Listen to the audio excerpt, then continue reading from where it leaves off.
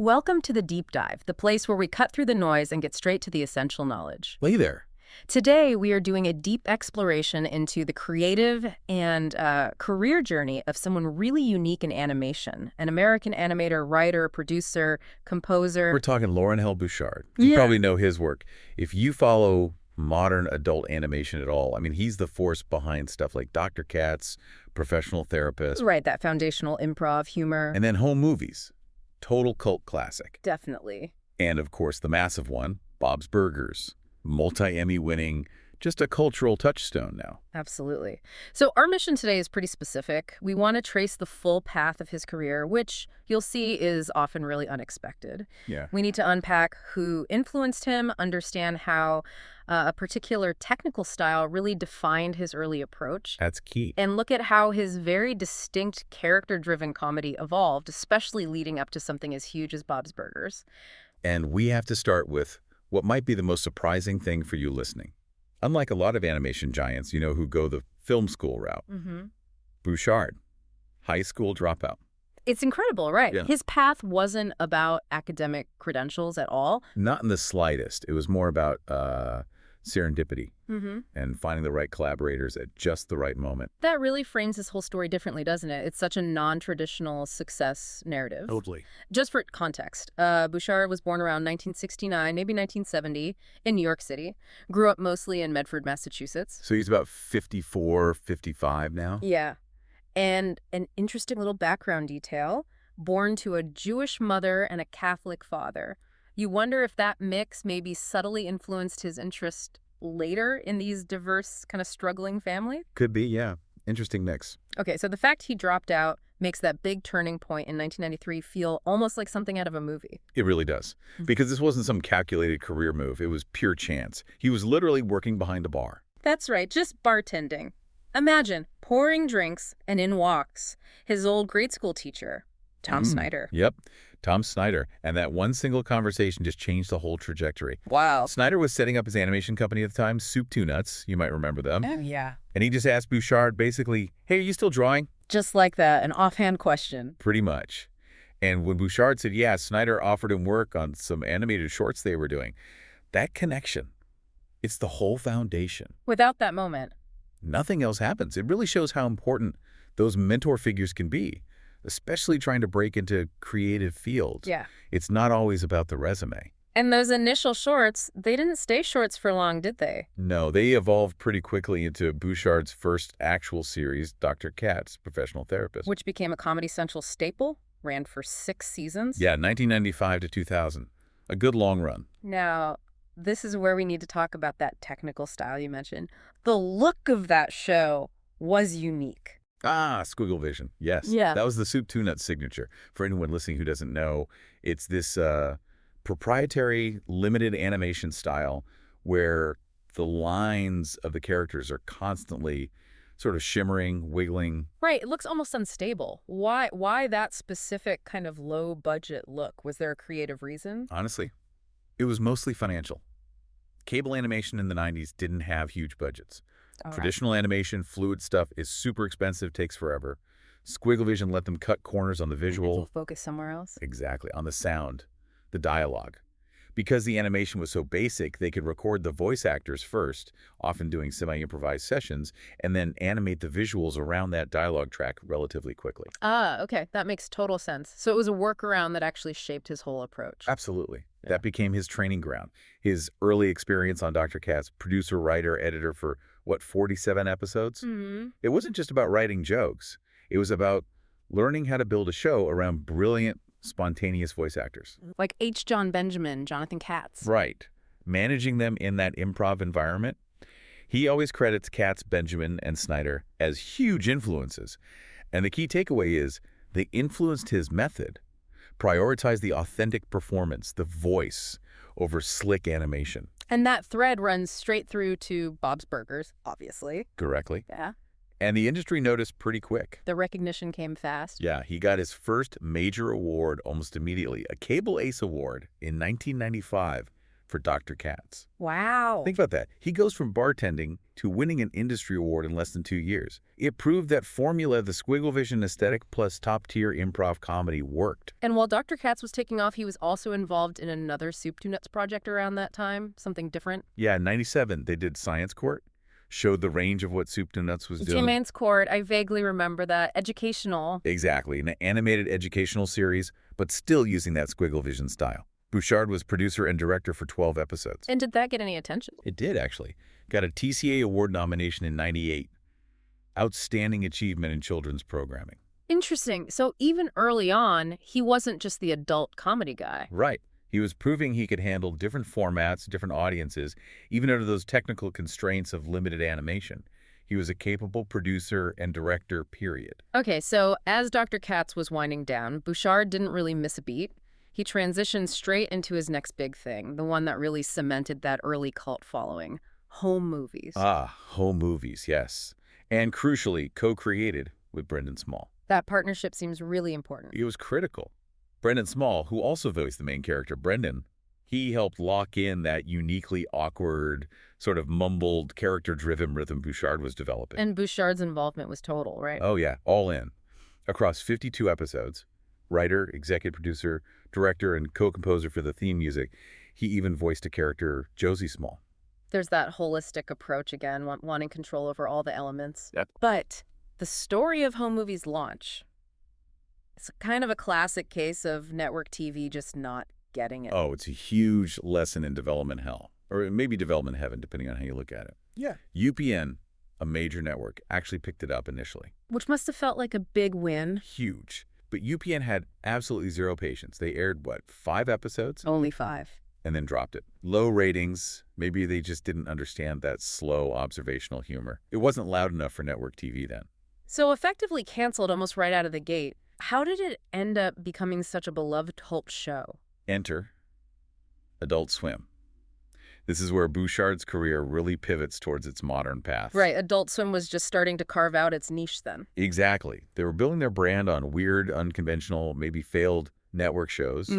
They saw that lack of mainstream appeal in home movies not as a flaw, but as its strength. So they rescued it. They did. They aired the rest of season 1, the 8 episodes UPN didn't show, and then they ordered 3 more full seasons. It ran until 2004, thanks to them. Wow. So sometimes failing on a big stage is just a sign you're meant for a different, maybe better stage. Absolutely. Adult Swim was the right home. It let the show breathe. It allowed that distinct rhythm, those long pauses, the awkward but realistic conversations to really land. And you can feel the DNA of Dr. Katz in that rhythm, right? That prioritizing the natural dialogue. Totally. Home movies is slower. It finds humor in the effort of communication, not just punchlines, and that lo-fi vibe carried into the music too. Yeah, the theme song is so simple and memorable. Right. Bouchard's score and theme. It's simple, jazzy, a little melancholic almost, perfectly fit the show's grounded, slightly sad feel. But even after getting 4 seasons on Adult Swim, success didn't automatically lead to the next green light, did it? No, that's the reality of the business. Even with a hit like Home Movies, the next project isn't guaranteed. He developed a pilot right after called Saddle Rash. Saddle Rash, never heard of it. Exactly. It didn't get picked up. A Yeah. temporary setback forced another pivot. And he pivoted back towards that Adult Swim sensibility. He did. Back to his strengths, that experimental, dialogue-heavy style with Lucy, the daughter of the devil. Right. That show is definitely out there. Yeah, concept alone. Lucy's dad is literal of Satan. It really shows him leaning into the creative freedom Adult Swim offered. And that took a while to get going, too. It did. The pilot was made in 2005, but the show didn't actually debut as a weekly series until September 2007. Nearly 2 years. Shows you how long development can take, even for established creators on cable. And again, his fingerprints were all over it. Oh yeah. Writer, EP, director, composer, and he even voiced a character, classmate. By this point, the pattern is clear. Bouchard is an auteur. He needs that control over the writing, the look, the direction, and crucially, the sound. The music is just as important as the script for him. That musical element keeps coming up. Always. And before we get to the Bob's Burgers era, worth noting a couple of side things that show his reputation was growing. Consulting producer on The Ricky Gervais Show. Yeah, for season 1 on HBO in 2010. That's fascinating. It is. Shows that high-profile people were seeking out his specific expertise. He's the guy you call when you need help, structuring animation around spontaneous, improv-heavy audio. That's his wheelhouse, built from Dr. Katz and home movies. Makes sense. Plus, you see those little voice acting gigs popping up here and there. Rondo and Mr. Bean, Teddy and My Gym Partner's a Monkey. He's just always in that world, staying connected to the craft of animation and voice performance. All right, let's get to it. The show that really broke through, transcended cult status, became a genuine cultural phenomenon. 2009, Bouchard teams up with Jim Dotterive. Yep, Jim Dotterive. Powerhouse producer and writer, crucially, from King of the Hill. That connection seems deliberate. Oh, I think it was strategic. Yeah. Partnering with the King of the Hill alum immediately signals something, right? A commitment to maybe more grounded, family-focused humor. Yeah. Moving slightly away from the pure weirdness of early Adult Swim. But the core idea, the genesis of Bob's Burgers, that came from a really personal place for Bouchard, didn't it? Back to that theme you mentioned earlier. The blue-collar creative, absolutely. This is the heart of the show. Explain that. Where did it come from? Well, Bouchard's talked about growing up in a working-class family. And he felt that kind of life where people maybe struggle financially, but were still creative, still engaged, was just missing from TV. Yeah, TV families were often either, like, goofy suburban sitcoms or really dysfunctional dramas. Exactly. Parents were idiots or they were miserable. Yeah. He wanted to portray a family that, yeah, had money worries, constant economic anxiety, but was also fundamentally loving and found ways to be creative out of necessity or just spirit. Let's break that down, though. How do you see that blue-collar creative idea actually playing out with the Belchers? Because I think that's why people connect so hard. Oh, it's everywhere. I mean, first, the constant struggle. They're always almost losing the restaurant, needing the kids to work, hatching these kind of desperate schemes to make rent. Right, the stakes feel real. But then look at their creative outlets. Bob pours all his artistic energy into the burgers, right? The punny names, the craft of it, the sweet child of Weinberger, the poutine on the Ritz burger. That's his art in this little struggling business. And Linda. Linda's constantly bursting into song, these amazing, slightly off-key musical numbers about everyday life. Or she's organizing these elaborate, super low-budget family dinner theaters or holiday pageants. It's creativity born from constraint and from joy. And importantly, they're not cynical about their situation, are they? Not really, no. That's a key difference from maybe some other adult animated shows. The Belchers, their love for each other is never, ever the butt of the joke. Right. The humor comes from the outside world or their individual quirks, but not from mocking the family bond itself. Exactly. Their loyalty, even when everything's falling apart, is solid. That warmth, that authentic working-class core, that's what Bouchard wanted to put on screen. And Fox saw something in it. They put it on their main primetime schedule for 2010-2011. Even gave it a special Thanksgiving preview, airing in November 2010. Yeah, they gave it a real shot. But here's the twist we need to dig into. It didn't exactly explode out of the gate. The initial reviews were kind of meh. Isn't that wild? A show that feels so essential now started off lukewarm. But yeah, the premiere got mixed reviews. Metacritic score was only like 54 out of 100. Why do you think that was? What were critics missing? Well, you got to remember the context. This was peak Family Guy, South Park era. Critics, maybe audiences too, were kind of conditioned to expect faster pacing, cutaway gags, shock value, maybe more cynicism. And Bob's Burgers wasn't delivering that. Not at all. It felt slower, maybe a bit weirder to them. Yeah. And honestly, maybe too nice. Didn't have that sharp edge they were used to. So what turned the tide? Why did critics and audiences eventually come around so strongly? I think it just took a little time for people to adjust their expectations and see what the show was doing, rather than what it wasn't. As the first and second seasons progressed, the writers really doubled down on the character development, the specific voices, the relationships. People started to appreciate the rhythm. Exactly. Critics realized the humor wasn't about shock. It was about the dialogue, the wordplay, those awkward, funny, Bouchard-esque rhythms we talked about from Dr. Katz and home movies. Yeah. It was quieter, but smarter. So it found its audience and its critical appreciation. Yeah, and now it's often called a spiritual successor to King of the Hill, right? Because it shares that grounded feeling, that focus on character and family stability over just like random chaos. And Bouchard's role in keeping that specific tone consistent, it's huge. He's not just the creator on paper. Oh, he's the architect. Absolutely. Yeah. He controls the whole texture. He composed the main theme music, that iconic, simple kind of ukulele-driven tune. That's him. I didn't know he actually composed that. Yep. He's a writer, co-developer, executive producer. He doesn't just hire a composer. He's the sound of the show in many ways. Wow. And he still gets in the booth. He voices Mickey sometimes. He actually took over that role from Bill Hader in the episode Beach, Please. No kidding. Yeah, H. John Benjamin, now Bill Hader. He works with the best. always has. And the ultimate proof of the show's enduring power and appeal came in 2022 with the Bob's Burgers movie. The leap to the big screen. Yeah, that was a massive moment. And a huge step for Bouchard personally, wasn't it? Huge. It was released May 27, 2022. And incredibly, it was his feature film directorial debut. Never directed a movie before. But he tackled it with that same obsessive, comprehensive control he brings to the show. Looking at the credits for the movie, it's almost comical how much he did. It really drives home that auteur point. It's insane, right? He's credited as director, writer, producer. Okay, that's standard. But then music and lyrics, additional score arrangements, additional music, musician, vocalist, and song producer. He basically was the movie's entire sound department, too. Pretty much. He was the guardian, ensuring that Jump to Cinemas didn't lose the show's delicate balance. It needed bigger musical numbers, higher stakes, but it still had to feel like the Belchers, and he pulled it off. Proved he could handle that massive scale. So the massive success of Bob's Burgers obviously gave him the clout to do more, to expand his animated universe. Let's talk about Central Park. Yes, Central Park, Yep. which ran 2020 to 2022 on Apple TV Plus. That felt like a different kind of project, didn't it? It really did. A fascinating contrast. It still has that Bouchard focus on character and heart. But visually, musically, much grander. Exactly. This was him stepping into big-budget, prestige streaming animation, and specifically embracing the full-blown animated musical format, like seriously musical. That's a huge creative leap from the sort of charming simplicity of Bob's Burgers songs. It really is. On Central Park, again, he was creator, writer, executive producer, and naturally, Main theme composer. main theme composer, of course.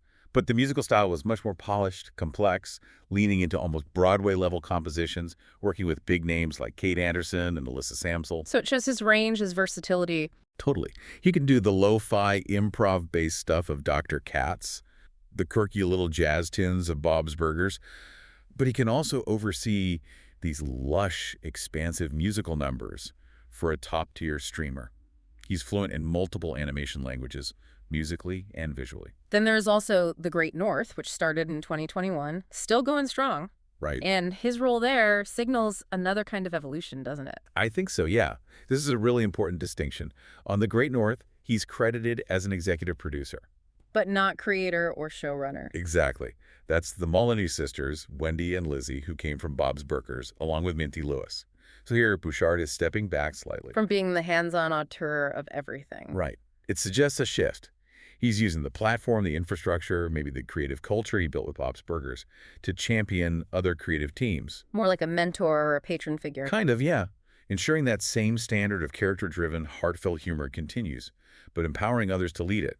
It's a natural progression for a successful showrunner. Okay, so if you had to synthesize it across these big projects, Bob's, Central Park, Great North, what's the undeniable Loren Bouchard signature? What makes something feel like his work, even when his role changes slightly? I think it comes down to his control over the feel, the texture of the show. And so much of that comes through the music and the direction of the voice actors. Back to the sound again. Always. Remember, he started where sound was everything because the visuals were limited. Now, even with bigger budgets, he still keeps that intense focus. His name is consistently tied to the music composer, theme music, lyrics, arrangements. It means the emotional tone, the pacing, it's always deeply connected to his specific comedic vision. He dictates the score, not just the script. That's a great way to put it. It's rare. It's a truly holistic approach. And just to round out the picture before we hit the awards, a quick note on his personal life balancing this massive creative output. Yeah, important context. He lives in L.A. with his wife, Holly Kretschmar. They got married back in 2006, kind of right in that period between home movies wrapping up and Bob's Burgers starting. And they have 2 sons. From all accounts, he's managed to build this animation empire while maintaining a pretty private, dedicated family life, which kind of mirrors the values you see in his best work, doesn't it? Stability, family unity amidst the chaos. All right, let's talk recognition. Because Loren Bouchard's story isn't just about cult hits, it's about sustained critical acclaim over, like, 3 decades now. It really is remarkable longevity. Starting with the big one, the Emmy wins for Bob's Burgers. That's the industry benchmark. Absolutely. And Bob's Burgers didn't just win once. It secured multiple Primetime Emmy Awards for Outstanding Animated Program. That shows real, sustained excellence and leadership. The first win was 2014, right? For the episode Mazeltina. Correct. And then again in 2017 for Bob, actually. That gap is interesting 3 years apart. It proves it wasn't just a fluke or a hot streak. The quality held up consistently. Exactly. It speaks volumes about the writing room, the cast, and Bouchard's steady hand guiding it all. And it's not just the Emmys. The animation industry itself recognizes the show's quality. Right, the Annie Awards. Those are purely focused on animation. Bob's Burgers won Best General Audience Animated TV Broadcast Production in 2017 for Glued, Where's My Bob? So respected by general TV critics and by his peers within animation. That's a crucial combination. It shows the craft is admired on its own terms. And what's really striking is connecting these recent major awards all the way back to the beginning of his career. That 1995 Cable Ace Award for Dr. Katz. Yeah. It feels like an echo, doesn't it? It does. He found critical success almost immediately after getting that first break. So his timeline of recognition stretches from those niche early cable awards of the mid-90s straight through to the biggest network and streaming awards today. It's an incredible arc of sustained relevance. And beyond the wins, just look at the sheer volume of nominations Bob's Burgers racks up year after year. That nomination landscape tells its own story, doesn't it? It's the measure of being constantly part of the conversation, constantly considered among the best. Critics' choice, People's Choice, Teen Choice. Dorian TV Awards, even a Peabody Award nomination in 2022, which is huge prestige. The show is just perpetually relevant. And circling back one more time to that comprehensive, creative role writer, director, composer, you can even see that reflected in the specific award nominations he personally received, right? Yes, this is a fantastic point. He was personally nominated, along with John Dylan Keith, for Outstanding Achievement, music in an animated TV broadcast production back in 2017 for Bob's Burgers. So not just nominated as an EP for the show overall, but specifically for the music. Exactly. It underscores that his musical contribution isn't just incidental. It's recognized by the industry as a key creative element, essential to the show's success. He's not just managing the talent, he's the talent getting praised. #outro. So when we pull it all together, we've traced this really incredible, kind of improbable journey. Totally. Started with a high school dropout working as a bartender. Who gets this one lucky break? Right, an accidental opportunity working in that very specific, technically constrained squiggle vision environment. And that constraint, that limitation, it actually forced him to develop his greatest strength, prioritizing that authentic, improvised dialogue, the character rhythm. Putting the voice first. Exactly. And that focus carried him through the cult success of home movies. And ultimately led him to create Bob's Burgers, where he found this huge audience by sticking to his guns creatively. Yeah, that defining mandate. Represent the blue-collar creatives. Show warmth. Show real family connection. Focus on dialogue. Instead of just going for shock value or cynicism, which was maybe more the trend at the time. He carved out this massive space in primetime by essentially building his empire on kindness and character. Yeah. Finding that sweet spot, being seen as that spiritual successor to shows like King of the Hill, proving there was a huge appetite for animation with heart and complexity, not just noise. And that core idea, his successful search for an authentic, maybe underrepresented slice of life to put on screen, it raises a really interesting final question for you, the listener, to think about. We saw Bouchard find gold by focusing on the struggling, creative working class, something missing from TV. So thinking about adult animation right now, what other authentic family dynamic, what community, what underrepresented group is out there just waiting for the Bouchard treatment? Who's next? Yeah, what group full of love and their own specific chaos needs their grounded, maybe musical animated champion to step up, building on the kind of foundation he laid? That is a great thought to end on. What's the next Bob's Burgers waiting to be discovered? Something to chew on. Definitely. Well, thank you for joining us for this deep dive into the really fascinating creative evolution of Loren Bouchard. My pleasure. We'll catch you next time on The Deep Dive.